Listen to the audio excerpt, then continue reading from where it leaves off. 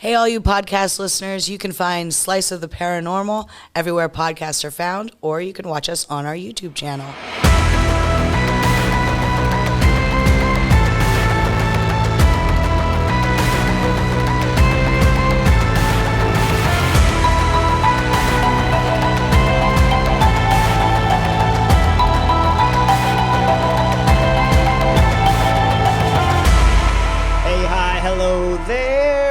Hello.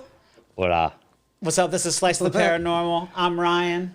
This is Christy, my co-host and friend. Hello. This is my boy Steven, who is our historian. That's right. Also our friend. Also our friend for a long time. We do this thing where we talk about paranormal related stuff, histories, mysteries, all kinds of fun stuff. And then we also review pizza. At the end of each episode, we talk about a pizza shop or a place that we got pizza. Yes. While we were investigating. And one time we made pizza. We did. We did. Well, that. not we. You guys. I did not. Yeah. I was like, You partook. I partook of the pizza. Mm-hmm. Yeah, so we go to these haunted places or investigate these situations, and then we find a local pizza place and review it at the end of the episode. Yeah. Thank you, Cup of Code. Thank you. While we're at it. Well, in this episode, we're actually not going to talk about anything haunted. Like, normally we talk about ghosts and weird graveyards. But this time, we're actually going to talk about UFO phenomenon. Today's topic's a little bit, different. It's a little different for us. But we love this stuff anyway. And well, and it plays into some other... It does. And, like, right here, we're in Northumberland, Pennsylvania, so one of the hottest UFO topics happened right in our backyard. Yeah. So before we get into tonight's episode, I have a thing I want to say. I want to say, let me start by saying that Slice of the Paranormal wishes to extend our sincere condolences to the family members who survived Todd Sees. It is not our intention to cause undue distress to the family members of Mr. Sees, but this story has taken a life of its own online. Yeah. Like, no matter what anyone's tried, it's just blown up. Right. And there's a lot of interest in this story. there is. And our mission is simply the search for the facts. So we will discuss what's actually known. We'll discuss what's alleged. And then we will try to determine what the facts actually are. By the Same end as of the we always episode. do. Pretty much. I mean, we're going to use the same kind of methodology that we do with ghosts or anything. So, like I said, we're going to talk about the Todd Sees case. And for those people that do not know, in 2002, August 4th, actually. Strangely enough, we're recording on August 4th. Oh, look at that. We are. This is the anniversary of the day. Yes. So I didn't even think about that. Thanks. Oh, look at that. Yep. And again, if you're a listener with a personal connection to this case, we mean no offense. Our intent is just to seek understanding and not to cause any harm here. No, because, I mean, I don't know about you guys, but I personally know some family members, and I know people connected to the case, and the family believes that nothing extraterrestrial was involved. Right. Just so our viewers know, that's their stance. Right. Now, to let people know who Todd was, the person we're going to talk about, he was a local avid hunter. He was an outdoorsman. He was a Steelers fan. All right. He was a Little League coach. In fact, I was at the Acorn Ball Field today. You know, I go there to play Pokemon. You still play Pokemon Go? I do. Do you? Oh, my. Get some I'm out of the sorry. house. I like it. Listen, I'm going to get this out there, you know, before it hits the newspapers and people start reporting on it. I'm a proud Pokemon player, and there are 4 Pokestops right there at the Acorn Ball Field. Oh, nice. So, I like it. I I've got always rid been of a fan that. of that game. Yeah, I got rid of that app because I was too tempted to play it while I was driving. So I was like, nope, I'm getting rid of that. oh, really? Yeah. Well, see, I go to Gettysburg a lot, and, like, that it's is like probably Pokemon tons. heaven. Yeah. But, like, I like to point out that this is a real person we're talking about. This is not a nebulous figure that we're reading about. This guy Or some had guy from hundreds of years ago. Yeah, this guy had a local business. His kids are still alive. His wife is still alive. Right. So I'm honestly, I just want to be as respectful as I can be. Absolutely. Now, on August 4th, how this starts out is the day started out normal. It's around 65 degrees at 5 a.m. in the morning that day. And it's very hot at this time of the year. Like the high temp of that day was supposed to be 93 degrees. Right. And we all know 93 degrees in Pennsylvania with the humidity is like 120. It's Right. nasty. It's Yeah. horrible. You're like Sticky. wading through the world. But Todd says that he's going to go spot for deer.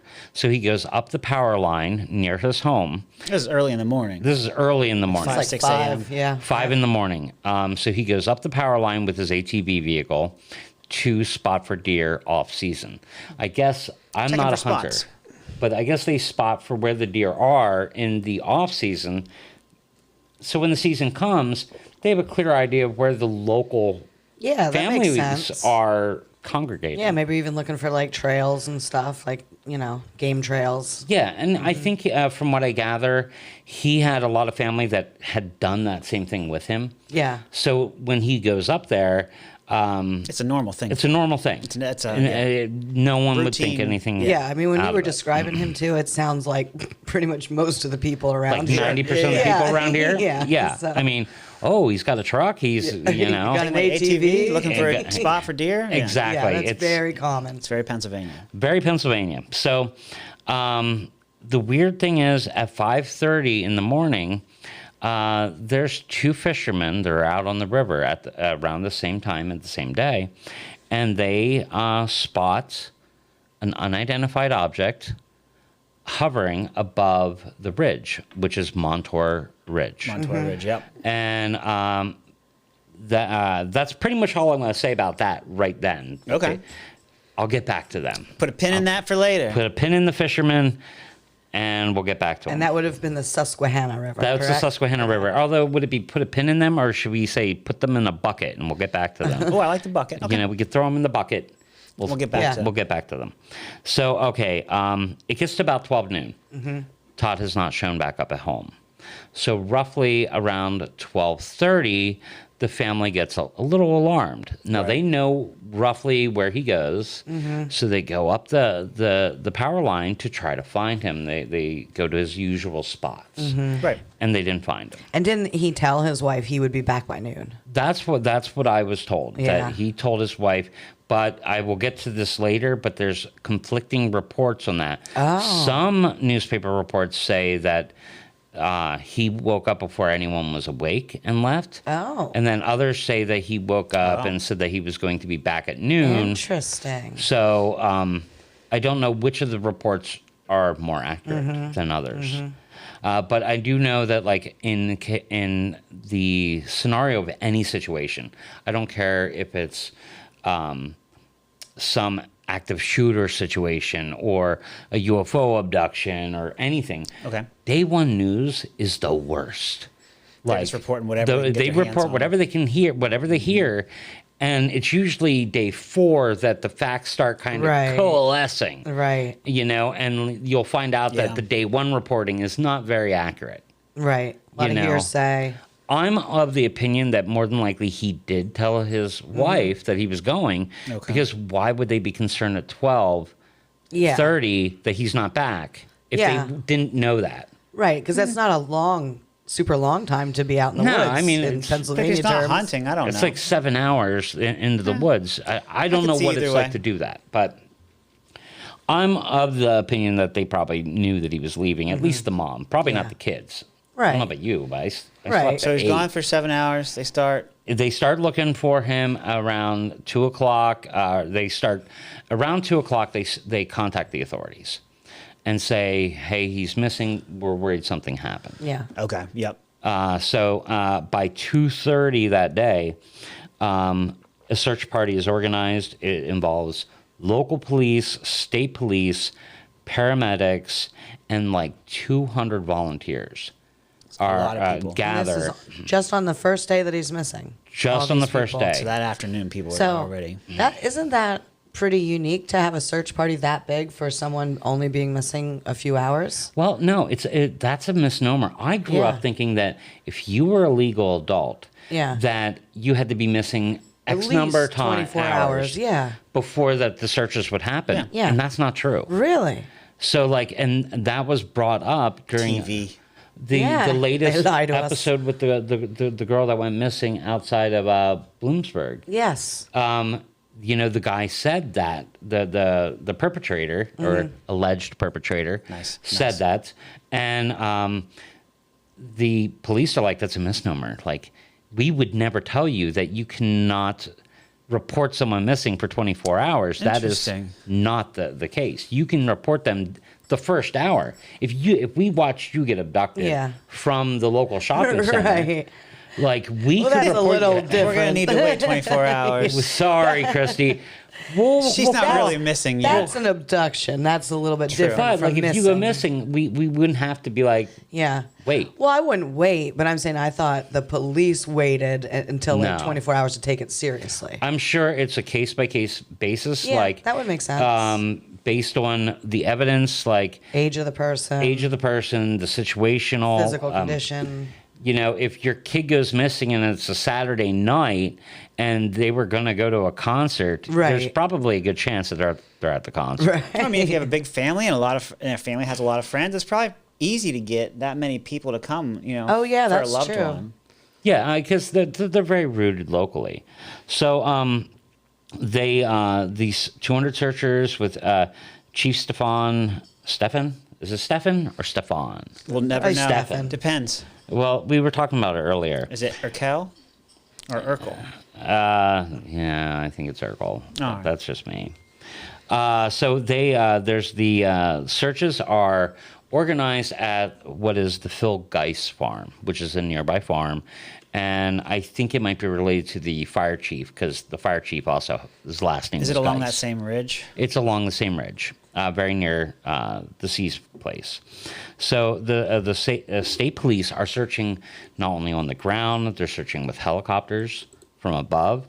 But the problem is, and they have scent dogs, that are going out there to try to find him.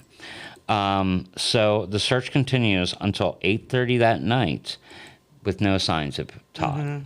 So the family, I guess, from what I read, searched even later. Like, even though the official search party stops, the family keeps going. Yeah. You know, they're out there to like midnight or something. Of course, yeah. And I don't blame them. If I was them, I'd do the same thing. Right. Now, from what I've gathered, Todd's ATV vehicle. No, wait, did you say thermal as well? No thermal at this time. No thermal at this point. This is 2002, so thermal imaging probably was not something our local police department had. The police department that was heading this would have been Point Township Police, which is a very small police station. And, you know, they have the cheapest soda machine, on a side note. Oh, really? Of any soda machine. It's always been like 50 cents cheaper than any other soda. One of them. Wow. Just throwing it out there. If you're ever driving out there, just get yourself some cheap soda. Yeah. But pro tip, you got that from here. Todd's ATV vehicle was found 2 miles from his home. 2 miles. So I don't think it's that hard to drive an ATV vehicle 2 miles. No. You know. No. But and it was on the west of the ridge. So that's going from where Todd's house is up the power line, and west would take you closer to the Susquehanna River. Okay. To give you an idea. And anyone that's traveling Route 147, when you drive across the bridge from Winfield to go north on 147, you are literally looking at the power line bridge that we're talking about. Oh, okay. Yeah. So I did have a picture of it. It's not very good because I was of the ridge. I was driving It's a and rough picture. I'll show it. I did not take the Everybody- picture. Of course, I had Please- someone else take the Please picture. comment on Steven's wretched picture. My wretched image while not driving. But the search dogs, I guess, searched around the ATV vehicle, and they did not catch the scent of Todd to That's weird. track him. So that's weird thing number one. Yeah. You know, everything I've heard of scent dogs, and I've watched Mythbusters, Yeah. where they try to throw the dogs off the scent, the dogs almost always find their They're mark. amazing. Even underwater, man. Yeah. Dogs are Yeah, you can't Under like cement in some cases. you can't walk. ridiculous. Yeah. I was talking to my wife about this. Like Buried under dirt. Yeah. People, it can still smell. down in Gettysburg, they have used cadaver dogs to smell soldiers from 1863. Ew. Yeah. And I said A dog sniffer is amazing. and I told that to my wife, and she's like, they've used them to find people from 1,000 years ago. It's much longer. Their sense, ability to scent things is incredible. That is. So that to me is like the weirdest thing. But then let's move ahead. So we get to August 5th. This is the next day. The search party reorganizes around 6 a.m. And they go to start doing the searches again. And around 7, they search all day. They have to give up around, I think it's something like 2:30 because the storm's approaching. So they have to not search for like an hour and a half or something. And then they resume searching probably around 6 in the evening. But around 7:50, searchers found Todd's body 150 yards from his home along Route 147. His body was near a pond in dense underbrush. Now, the stories I heard said that he was like naked, he was in his boxers. Just underwear is what I heard, yeah, that's the story that locally is being told. And I'm going to debunk that. All right. Cup of Code! Today's episode is brought to you by Cup O Code. Need a website or marketing solution that works as hard as you do?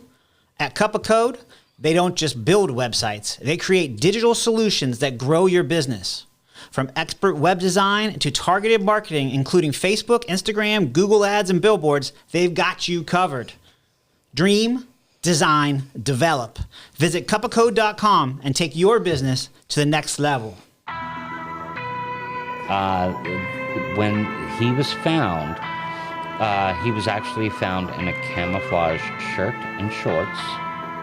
And they don't mention his shoes, but in a later article, I read that his shoes were not found 80 feet up in a tree. Oh, yeah. That's what I had heard. I heard that One shoes shoe. were found in that one shoe was found in a tree, and I've also heard stories that his clothing was found neatly folded That's at what the I heard, ATV too. vehicle. Interesting.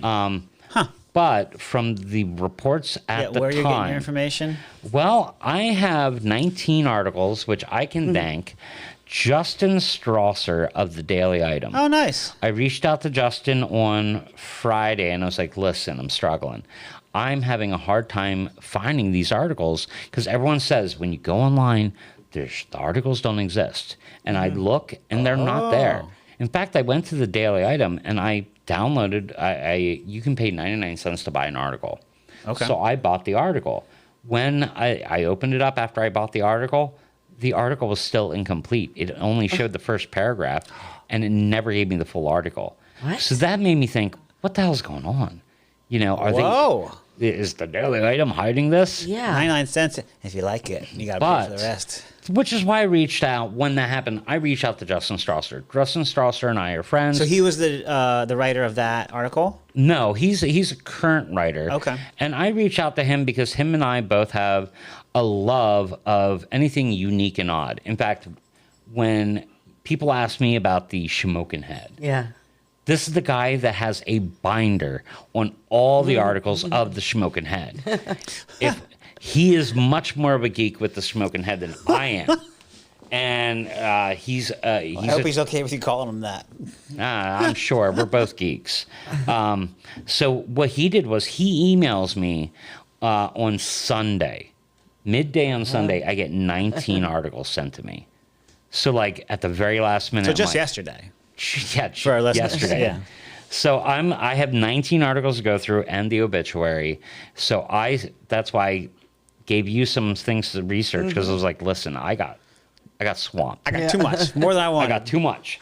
But I'm going to get back to this. But so I'm not coming up with this stuff off the top of my head.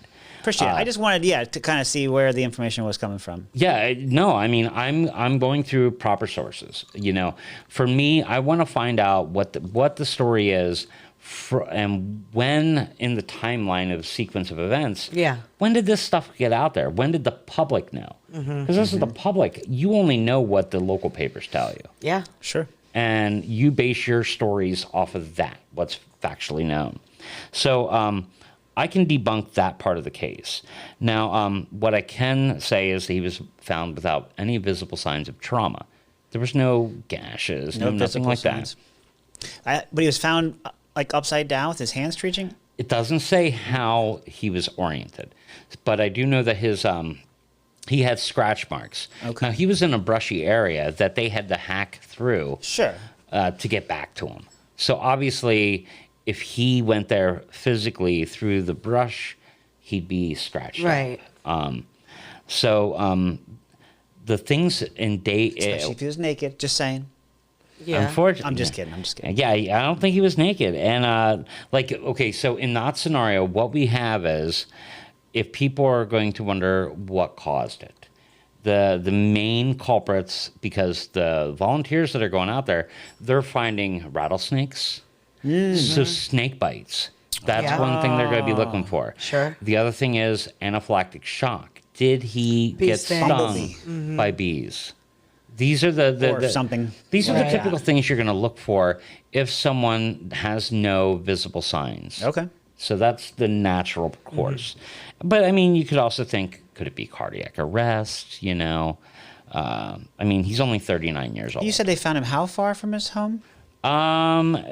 According to this, it was 150 yards from his 150 house. yards. So a football field and a half. Yeah, and Versus and, the 2 miles his ATV was found at. yeah, his ATV was found much further.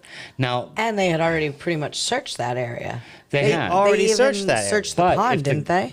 They had scuba They divers, scubaed the pond. the pond, and And he was found near the pond. it was reported in one of the articles that the searchers practically would have stepped Had to step on him. but he's wearing camo in Oh, strong yeah. foliage. Yeah. So like, True. if camo works, Camo serves a purpose. you know, Time of day, you never know. yeah, Yeah. and exhaustion. And if the area is that overgrown, and you're a searcher, are you going to run through the thorny actually- bush, right. or are you going to slightly go 5 feet over here to find the clearing so you can keep on your search? Yeah. Right. So you could be just a few feet from something that you're missed looking him. for, and just miss it. So that might be it. Now, is the part with him having this horrified expression on his face, is that just like made up, or was that That is- anywhere that in the is- report? That is from UFO reports. Okay. And the problem with the UFO reports is we haven't even gotten to the part of the story where the first UFO report has been made. Okay, so this happens, he goes out on the 4th, and then the report doesn't come out. The first report doesn't come out till August 29th. So he saw the stuff on the 4th, but they didn't report till the 29th. Those fishermen? The That's the fisherman one you threw in and the the bucket? farmer. And none of that's reported officially until 2 weeks after all this hubbub. Okay. So 2 weeks later, all of a sudden, there's a report, and it's reported to the National UFO Center, which is UFOcenter.com, and a gentleman named Peter Davenport, who's the director of the National UFO Reporting Center, reports on this incident. Okay. Essentially, someone contacts him and says, you know, hey, why aren't you reporting on this? This guy was abducted. You know, he was killed by the UFOs, and aliens murdered him. And Peter Davenport's like, okay, I guess I got to check this I out. got to check this out. So he writes, he does the due diligence. What do you do when you get a report of a scenario like this? You're going to contact the local newspaper, the Right. Daily Item. You're going to contact the local police department, the searchers. And this is all what Peter Davenport does. He contacts all these When did he people. get contacted? The August 28th, something like that. Wow. So And- a couple weeks later. Yeah. so 2 weeks after this is when he gets contacted. So that's when it first becomes known that I'll say it's alleged that a disc-shaped craft was seen above the ridge and had color-changing lights. And This is what's being reported by the fishermen. And this was seen at 5:30 a.m. by a farmer as well. And Separate guy. A separate guy. In fact, on Peter Davenport's report, he says that there were 15 witnesses to the UFO. Oh, wow. So sparks were said to be seen emanating from the power tower on the ridge. Like Okay. sparks were flying off of it. Sheesh. And the incident lasted maybe 10 minutes. And then the craft started Pretty long. moving west. So if it's on the bridge, it's going to be going towards the Susquehanna River. Mm-hmm. And then it stops, shoots straight up in the sky, and then it's gone. This is what these reports are saying. That's what the reports are saying. And some of the online UFO reports say that the farmer said he saw the craft stop, a tractor beam come down, and someone being raised into Sucked the up. craft. Yeah. So, Now, did those two reports of the fisherman and the farmer, did they come in independently of each other? that is not clearly stated Yeah. in Peter Davenport's report, but it makes you led to believe that it's separate reporting. Okay. That the fisherman report and that the farmer's report. So now, like what Ryan was just saying, 15 people. That's a lot. That's a lot. And were you one of those 15? No, actually, I This isn't have, the aliens he saw. I have seen one identified flying object, and we have not done an episode You gotta on save it.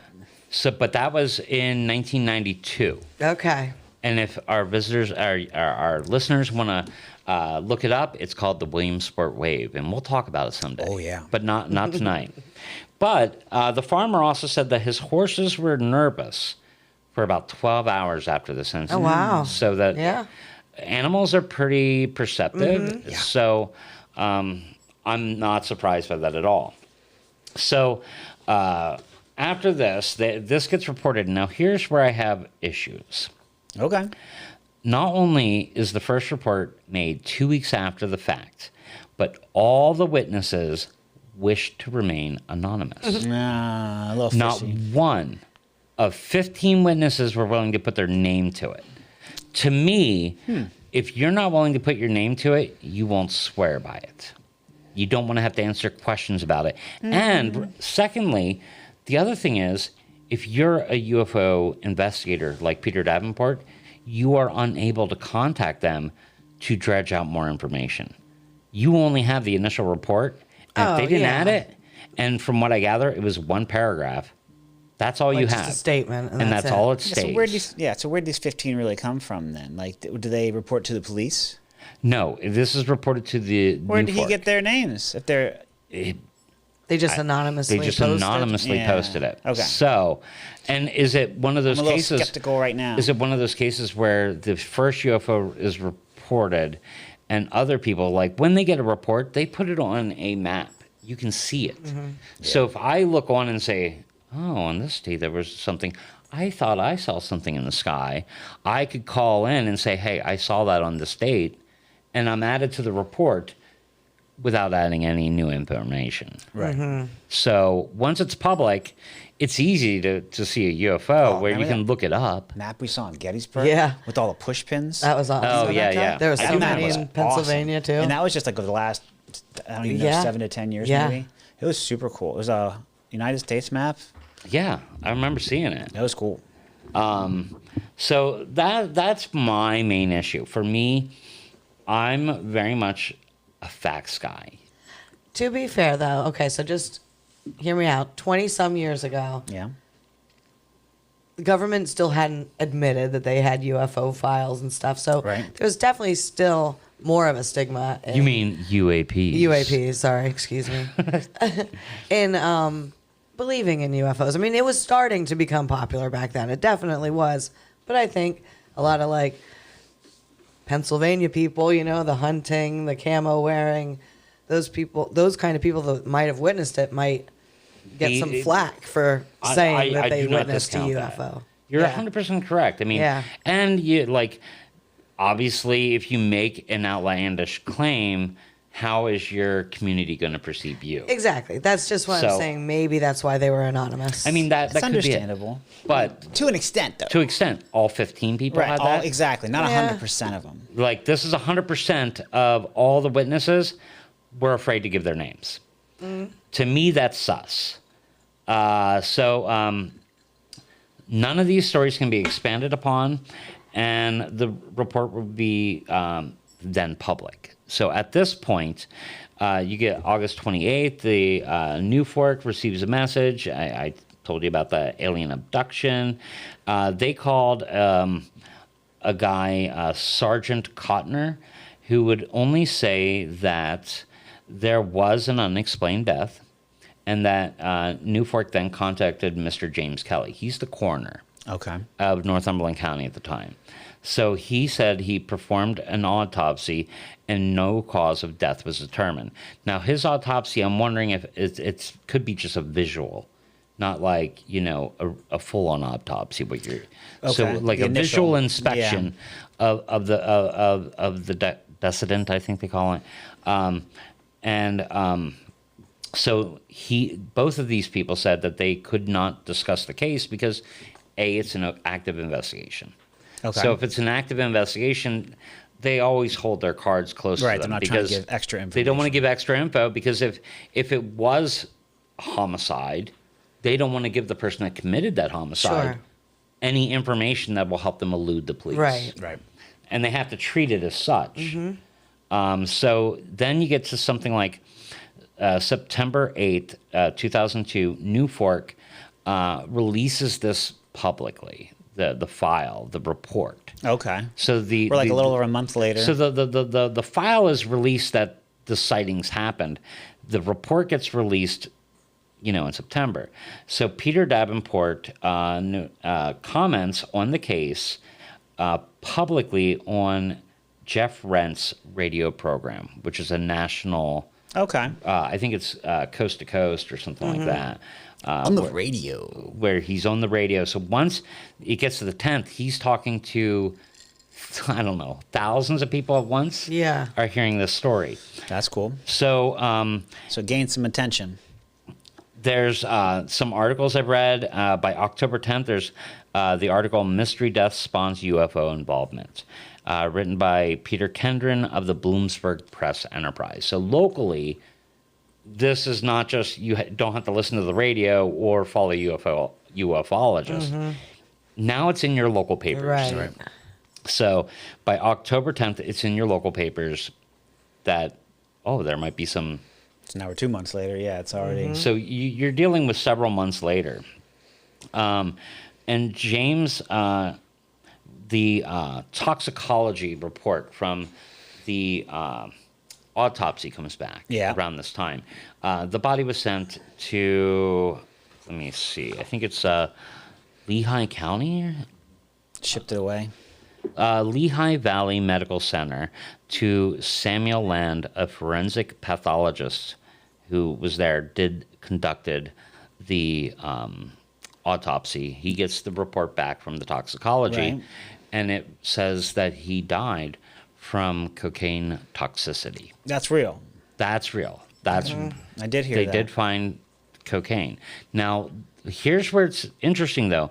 Cocaine toxicity means that you had cocaine in your body, but it's not like cocaine overdose where you can say this person had so much that it would have killed. caused it would have definitely caused Yeah. it.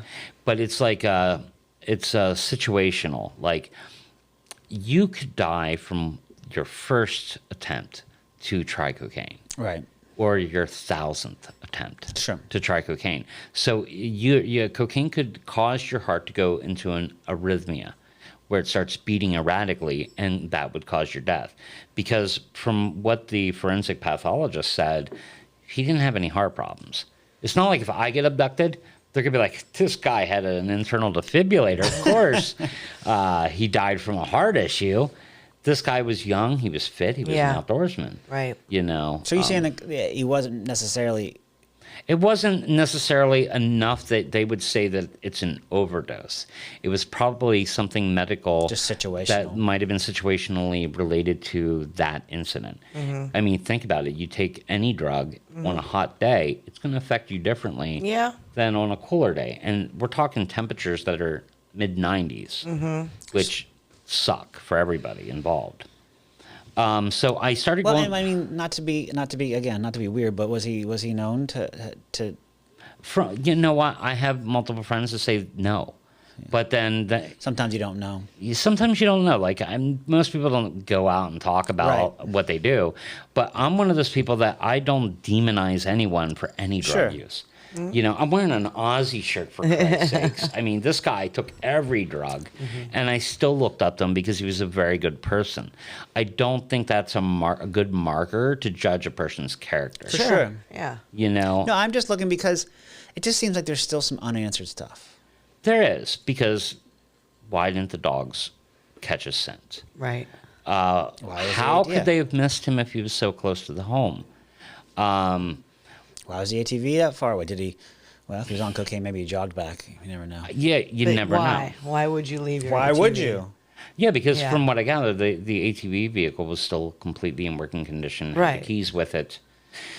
Is what I've heard. I mean, maybe he like got off and just was like wandering around and got lost, but he would have been familiar with Wouldn't those have woods. been lost. Yeah. You know, I found Yeah. across North America, hundreds of people have vanished under almost like very similar Yeah. conditions. Broad daylight, rural wooded areas, no signs of struggle, and often, just like Todd did, if they're found later in a place it's already been searched. So this has happened a lot. There's actually, it's not even a conspiracy theory. It's part of what's called the missing 411 phenomenon. I don't know where they got the name from, but it's a team and a former police detective named David.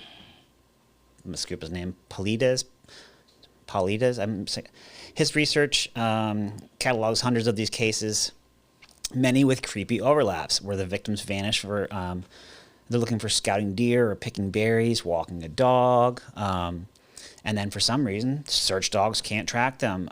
Bodies turn up a couple of days or weeks later in bizarre positions, often missing clothing or and with no cause of death. So cause of death, the kind of mystery where they always write undetermined, I guess is what they're saying. Yes.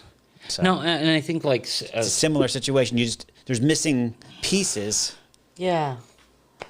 so like and I think in Alaska, people go missing so Oh, much. for sure. Yeah. I think they call There's it an just Alaskan Triangle, gone, right? gone missing. You know, Oh, really? this person went gone Yeah. missing. They gone missing. Because you go out into the wilderness and there's so many ways you can die that like it's kind of just accepted that Yeah. you went out there and you're never coming back. I'm pretty sure, unfortunately, it's also a really high percentage of Native women that go missing up there, too, Oh, it could be. which is really yeah, sad that- and nefarious. But oh, I would agree. yeah.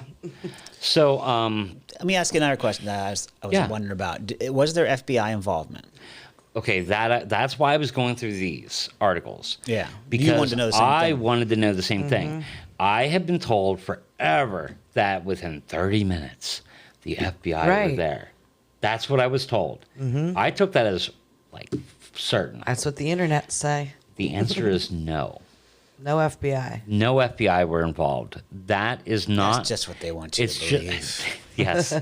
It's what they want me It to was the Men in believe. Black. So I even have There that is written actually here. a government agency that is their only. It's called Blue Fly, and it's actually their whole agency is to retrieve any UAPs or unidentified. Well, so You never know. they Yeah. contacted the FBI and asked a representative, which at the time was a woman named Linda Vizzi, and she disputes that the FBI were involved. And at the time, They're usually very forthcoming. The FBI. they're known for that. They're known for their honesty and being In fact, upfront. I think she Indiscretion. went on to say something to the effect of the government or the FBI does not investigate UFOs. Now, in 2002, I would take that as golden. But as we know, Now, 20 some years later. 20 some years later, we know that's not the case, that they have agencies that study multiple UAPs, and now they're releasing that information. So whether or not I believe Linda, I probably don't. I don't know. Was the FBI here? They might have been. But where I don't believe Linda, I do believe over 200 volunteers. Yeah. Out of 200 volunteers, none of them alleged FBI involvement. Oh, okay. None of them. None of them. So this only happens after the UFO reports get publicized, and then all of a sudden, now the FBI are involved. So it's just urban legend being born. I think it's you take a core information and you blow it up. So I think the problem for me is, if the FBI was involved, why didn't a single person on that volunteer thing see someone, say something? Oh, yeah. Yeah, not even the authorities, because, you could understand if maybe I can understand the authorities lying to me. Yeah. I don't expect my fellow concerned citizens that are looking for a beloved member of the community to leave out that fact. A major fact like that. Agreed. Unless they were pressured. Yes, the men in black. Yeah. Is there any more alien stuff related to it, or is that pretty much it? Because I've heard there is a lot of reports on that ridge in general, not just at that time, but throughout history. That's what I want to get to. Like, okay, so that's let's see if there's anything. Sorry, I don't mean missing. to rush you, Steve. I know. No. Like, going through the articles, I labeled them as they come out per day. And like I said, I had 19 articles to talk about this. All right, braggadocious. Well, no, I mean, I don't get the credit. No, he had a weekend. I had a bad weekend. Justin Strasser hooked me up, and it's good to know people, especially someone like Justin who's working for the Daily Item. Yeah. He really helped me out. That's awesome. So, do I think it was cocaine toxicity? Probably. But here's the problem. Here's the rub. I think this whole issue is you're taking a UFO sighting and this missing man, and you're mashing them together. Trying to. Why? Yeah. Celestial Water Games. Looking for the place where the adventure never ends? Go to Celestial Water Games, located on Market Street in Sunbury, Pennsylvania. They sell accessories for merchandise for various tabletop role-playing games like Dungeons & Dragons, and also trading card games like Magic the Gathering. Celestial Water Games is a great place to game and meet new people while playing in their weekly gaming events. Additionally, even if there isn't a gaming event happening at that time, their play space is open and free for all ages to enjoy some casual games with friends. Yep. Be sure to check out them out on Facebook at Celestial Water Games for their daily post on their weekly events. There is an adjacent casual fallacy or causal fallacy in the fact that, like, you are connecting these two separate events, and if this gentleman dies of a natural cause, your UFO case crumbles.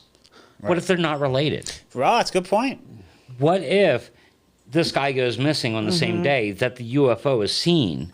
Yeah, it's just a coincidence. It's just a coincidence that those two things happen at the same time. Right. So now we're discounting the UFO lore because we're saying it can't. Because he had a natural means of passing. Like, what you're saying is the UFO thing might still have actually been real. The UFO might be real. Yeah. It's just I don't think related to him. To his case. So I think, when you tie these things together, they both then hinge on each other. Yeah.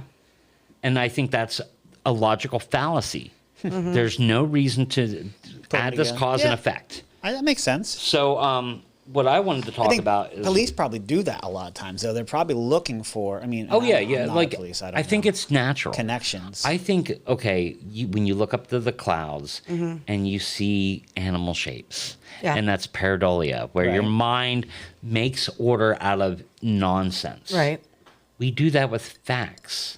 Yeah. We try to make order out of the Make information we're things given. make sense. We're Yeah. like our brains are wired to do this. Yeah. Interesting. Okay. So like you don't just You're not even take trying to do it. It just happens. it's your brain is going to try to sort out the facts in whatever way seems natural to you. Stupid brain. Stupid brain. You know, my brain, though, more than aliens right now for UFOs with his case, I would say, if anything paranormal, almost seems like a portal or something because of the fact that, like, they had searched that area, didn't see him that one day. Like you're saying, the whole phenomenon of the missing 411. That, to me, is a little bit more interesting in this case than a UFO sighting. I just have to say with your And who cape. Is it time travel? Right. Is it something else? Well, I mean, I think is it that goes into the dimensional? portal because, like, portals Yeah. to me could be interdimensional. I mean, who knows? Right. That's what I kind of vibe I was feeling. I think like we have to separate these two cases and, maybe begrudgingly admit that maybe what the farmers and the fishermen are seeing is in no way related to this gentleman. Right. Could be. So Other than the report of the one person saying that they saw the body being sucked up in the tractor beam. but with that in mind, Peter Davenport's report never says that. Oh, okay. The first report doesn't say that. So that comes out later when That was one of the not saying that all anonymous podcasts 15. are unreputable, but ours may be a little more reputable. We try to be as reputable as possible. Obviously, everyone has a bias. We want facts. Yeah. We want what's known, and in all I want honesty, there to be I aliens. think the family has dealt with this long enough that we could probably bury the whole concept that he was involved with the Right. UFO sightings. Yeah. In my opinion. Yeah, We I like may that. have just opened up the door, though, to a portal. Well, I mean, interdimensional stuff, I have Right. no control over. Not yet. But I do want to tell our listeners that practicing. there are, like, I wanted to look into Peter Davenport because when you look into, like, some of these Bigfoot guys or UFO guys, Right. you find out that they completely lied. They had a stuffed Bigfoot in the freezer that they had made out They're of. getting They you had off the their trail, own huh? cement Like shoe or I footprint. was honestly, I was looking to debunk this guy. Like I wanted to turn him into a charlatan. I like it. So I looked him up, and the guy has, he's college educated. He started the national. He's the director of this National UFO Reporting Agency. It's non-governmental, which I like. Yeah. Because they have no reason to lie. Right. And it's a non-profit organization. He's not making cash off this. Wow. In fact, it was founded in 1974 in Davenport, Washington, and it has over 170,000 reported UFO sightings. It has a 24-hour hotline that you can report UFO sightings, or you can go to newfork.org. And What's New Fork? it's National UFO Reporting Center. Oh, N-U-R... O-R-K. Okay. N-U-F... Not. I got you. O-R-K, yeah.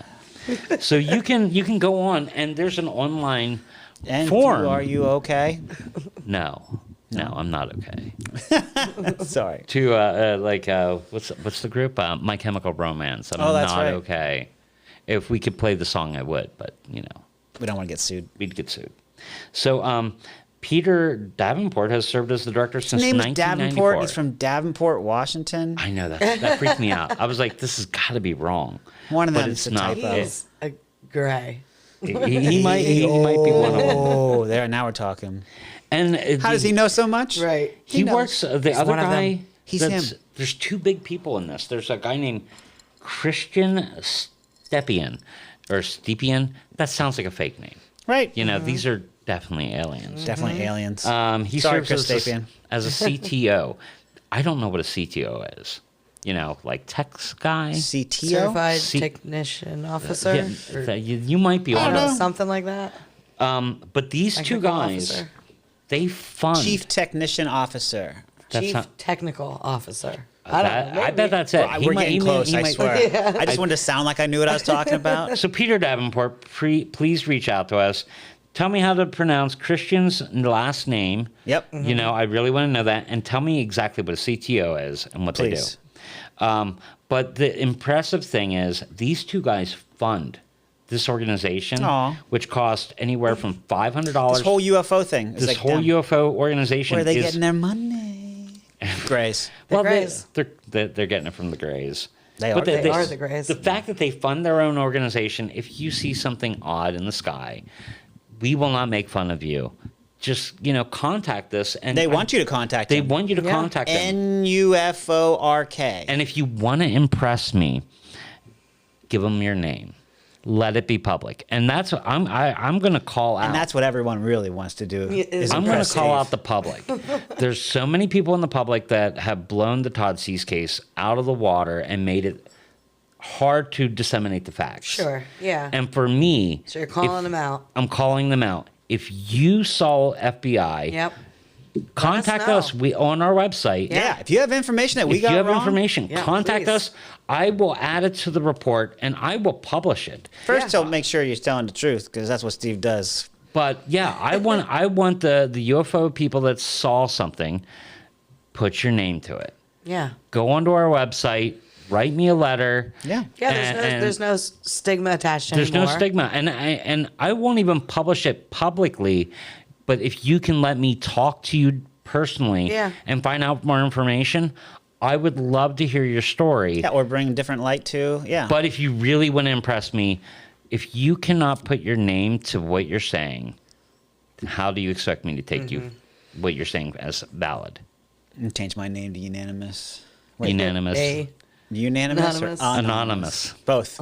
Unanimously Anonymous. anonymous. So now there was Yeah. another organization I wanted our viewers to go to. Yep. So I was like, I passed it off. I know it's called MUFON, Yep. but I So- didn't know much about Is it. that an acronym as well? Yeah, It is. so it actually began in the exact date that it began was, I think it was May 31st, 1969. It was actually the Midwest UFO Network. And it really started because Alan R. Utke and Walter H. Andrus Jr., they were members of the Aerial Phenomena Research Organization, or APRO. And they just got so much attention, so much membership, so many people had things to offer. They eventually invited John Schweitzler to join as an investigator in ARPO. And so another again, like organization similar, like a big, just kind of like. so like ARPO basically, larger. ARPO goes to MUFON.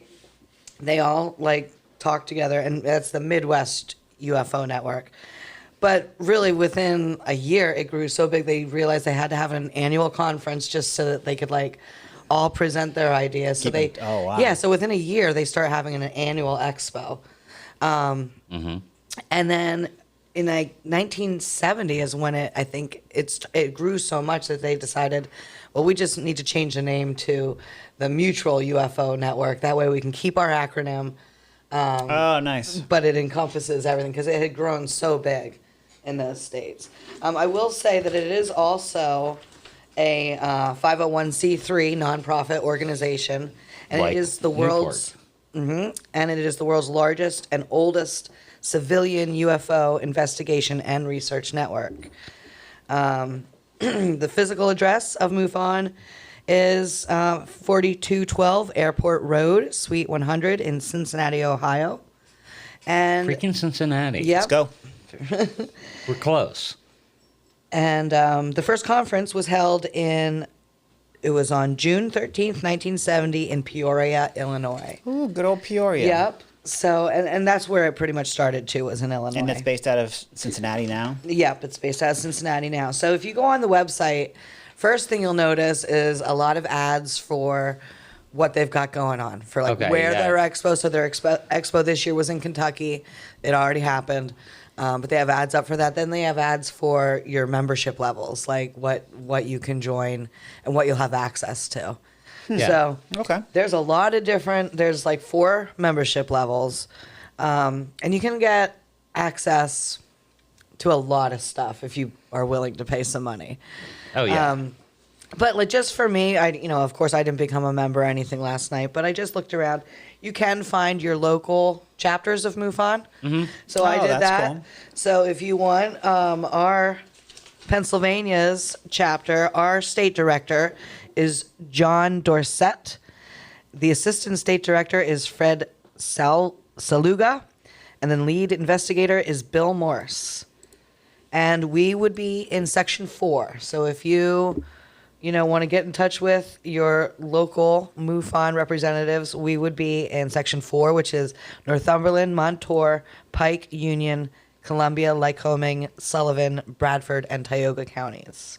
If you live around here, but Yeah. if you're watching from somewhere else or listening from somewhere else, you can apparently find us on MUFON's website. Yeah, so any state that you're from, you just click on the state, and then it will direct you to your local government and your local, not your local government, your local MUFON government, Chapter. basically. Yeah. And just real quick to tell you some of the memberships, like to join MUFON with a basic membership it's only $6.89 a month. It's about $60 a year. And you get a membership card after a year. So if you return for another year, then you get your membership card. Just get basic access to stuff. Then the enhanced version is $10.99 a month or $120 a year. I ain't spending money on that, sorry. Yeah. So it gets more. So like Depends on how alien oriented you are. The enhanced is the most popular, by the way. That's what the website says. You basically get access That's to what she like said. live stream Yeah, I'm sure. stuff. For her pleasure. Live stream Yeah. of symposium. MUFON TV is a thing they have. Oh, nice. That's cool. Then they have the VIP, which is $299 a year. Everything ends in 88 cents. I thought that was interesting. That sounds like a conspiracy. $299 and 88, like everything. Do you And- work for them now? Yeah, basically. She getting commission out of this, or what's going on So here? the last one is $400, and that one makes you a researcher. Oh, So they give you like a kit. Oh, and, cool. And merch that's. and stuff. I mean, for like $400, they better give me that. something. Yeah. Now, I do want to say one thing though. Like, if people tuned into this episode because they thought I was going to blow it out of the water and like say yes, Todd Sees, total UFO abduction, and they're let down, don't be let down. I fully believe that there are extraterrestrials. I think it's mathematically impossible that they're not out there. And I have seen a UFO in 1992. And in all honesty, it was MUFON that wrote a multi-page report on it. And one of those guys that had those giant memberships Yeah. had a monthly newsletter delivered to them Yeah. that detailed the sighting that I saw. So I was able to buy that issue, Steven's gonna sign up. Yeah. and I just want to say, I put my name Right. to the sighting. Oh my gosh. I don't want to beat a dead dog here. Are you sure? Yeah, right. But I Come back for the bones later. yeah. I did try to do that with one of my dogs, by the way, but yeah, it was winter. You can't dig. But what I'm saying is, like, I am a believer, and if there was something there, I would jump on it. I Yeah. really Right. would, because I fully believe I saw something unidentified. What that is, I don't know. Right. But I'm not a scoffer on everything, type of deal. Yeah. And I think MUFON is a respectable organization. And from what I've read, I think New Fork is also a pretty I would respectable think so. Right. They I mean, make it- obviously, if they're doing it for the right reasons and for no money. Yeah, I mean, other than, the website being a lot of advertisements for themselves, they also do make it really easy to report a sighting or an abduction. Like, everywhere you go, there's tabs that are like, That's report a UFO. So I think it's report cool a- that they're yeah. doing this, and I do like I didn't get to go to MUFON's website, but I did go to New Forks, and they have maps that you can open up a map and Yep. see how much reporting. Yeah, and I it like opens that up with stuff. the entire U.S., and it just looks like a giant blob of red. Yeah. Like you have to You get gotta zoom down in a to little the bit. county level Yeah. to start seeing the individual pinpricks. So that's pretty much what I got on Todd Sees. Nice. Yeah. That's a Todd good Sees. one. I liked it. It's an interesting case. unfortunately, Mr. Todd passed away. It was not aliens, But it was not aliens. but maybe it was a portal. We'll see about the portal theory. We're gonna have to do an episode Stay on portals, tuned. Yeah. but I don't think we involve him. For sure. We don't want that. No, I think we're done with Mr. C. Well, yeah, we'll just do the missing adjacent 411. causal fallacies. Yeah. Oh, I like that. Yeah. My wife said that to me. She's like, I was telling her my Is she problem. gonna be mad that you screwed it up the first time you said it? Maybe. I don't know. Say it again one more time. No, we'll edit that out. We'll just keep this one. Adjacent causal fallacies. Now, she's not going to be mad because she doesn't listen to our program. Oh, nice. She's like, I hear you talk enough. I don't need to tune in and get extra. Yeah, I don't want any more of that. She's good. So She gets it. Well, we're running out of pizza in this area. Yeah. we are. Because there's only like a few pizza places in this area. Yeah. So we kind of are exhausting them. But this one, we went to the Northumberland Hook and Ladder Fire Company. Yeah. Because we go there often. Actually, Steve's a member. I am a member, and we go there after we are done recording. To A lot of times. Yeah, it's a way to Talk about our next stuff. And figure out what we're doing, what direction we're going. oh, yeah, by the way, thank you, Cup of Code. We like their food, so we figured we'd try their pizza, right? Yeah. And we did. Steven gave it a 3.25. Good flavor. Crust is a little thick for me. I didn't like that the topping didn't stay on the pizza. Oh yeah, it's one of those where if you pick it up, all your toppings can land On the plate. and then you have to fold the plate, tilt back, and, Drain it into your mouth. open your throat. That could be solved by an additional layer of cheese on the top. I'm visually hearing Quagmire saying, "Relax your throat." Oh. You know. Giggity. Giggity. You said I would still haunt this place because we do on Monday evenings. We do. So I can't say I wouldn't haunt it. We going to. Miss Christie, 4.0 out of 5. Yeah, So, I liked it. big score. Yeah, I liked the crispy crust. I liked that it had some girth to it. I knew girth was coming. You like the girth.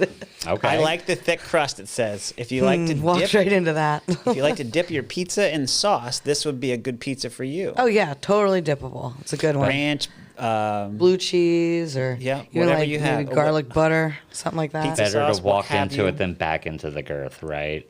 back. She said they were very generous with the meat toppings. Here we go, and the meats were good. Wow, there's the theme in this one. This is obviously after a drink. or two. Hookies, we got the meats. Me, I gave it a 3.0 out of 5, a little lower. I'd eat it. That's what I said. That's a whole no. A little weak on the sauce, very bready, but the crust was crispy. Cheese was okay. I'd eat a whole pizza of this if I had a few beers in me, but wouldn't order it on purpose again. Okay. Just on accident. Again, Well, if I had a few depends how many beers drinks he's had. and I want a whole pie, What do you want to eat? I'll get a pizza. Oh shit! it's that one. I Now I'll got eat a it. pizza. All right. Yeah, I'll eat 3.0, still a good score. I mean, it. No, that's yeah. we still go on the there. good side. So you'd have to haunt it because we do. We do, and we going to. Yeah, we're going there tonight. Going there tonight. So, but overall, yeah, good score. I think good score for the Hookies. Yeah, I like that place. Hopefully, more pizza places open up in Northumberland because Yeah, I mean, if you We out. want to start a Yeah. pizza place, we need maybe 10, 20 more here in. I know one or Northumberland. We could two use more them. we haven't tried yet. I'll let you guys know about them. Okay. oh, secret pizza. Yeah. Anything else from the? No, that's all I got about this case. Obviously, we'll publish more online, Right. So that when this publishes, I'll have links to all the research. And you can Perfect. double check my work and. Yep, you always do such a good job of covering your. Prove me wrong. I can Yeah. take it. Well, if you like it, like our YouTube, subscribe on our Facebook. What is that? What is what? Do you subscribe on Facebook? No. Follow. No, follow on Facebook. Any of those ones. TikTok, Instagram, we do it all. We have fun. And join us on our fun, please. And join us next time you crave a slice of the paranormal. This podcast was produced by Stone State Entertainment.